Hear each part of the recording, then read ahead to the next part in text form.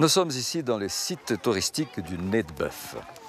La vallée que vous avez là, c'est la vallée de la rivière des Remparts. Elle me fait penser à une histoire, je vais vous la raconter. Le 6 mai 1965, une catastrophe a eu lieu dans cet endroit-là. À 4 heures du matin, pas moins de 50 millions de mètres cubes de roches se détachent du flanc nord-ouest du Morne-Langevin et vient se déposer dans la vallée. Le problème, c'est qu'en bas, il y a un village, il y a 45 familles qui habitent. Et figurez-vous que certaines maisons ont été ensevelies, complètement ensevelies. Et les arbres les plus hauts, les cryptomérias qui sont plantés en bas, dépassaient que de quelques centimètres les sables. Heureusement, ces maisons ensevelies étaient vides.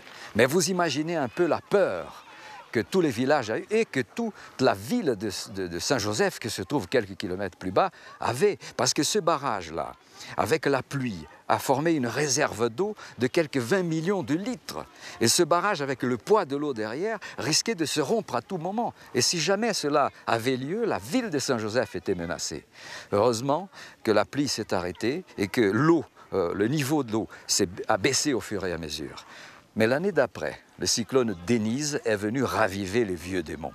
Il a plu tellement qu'en quelques heures, le barrage qui s'est formé, il y a un lac avec plus de 20 millions de litres d'eau de nouveau qui ne cessait d'augmenter. Et le danger de rupture était bien présent. Alors là, au milieu de la tempête, les ouvriers de l'équipement sont venus ouvrir des brèches pour essayer de vider ces dangers qui étaient imminents.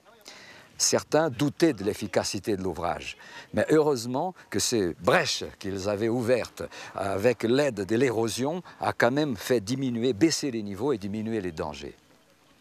Et beaucoup plus tard, en 1973, quand le cyclone Lydie revient, il a prouvé l'efficacité de l'ouvrage parce que la catastrophe de Mahavel, aujourd'hui, n'est qu'un vieux souvenir.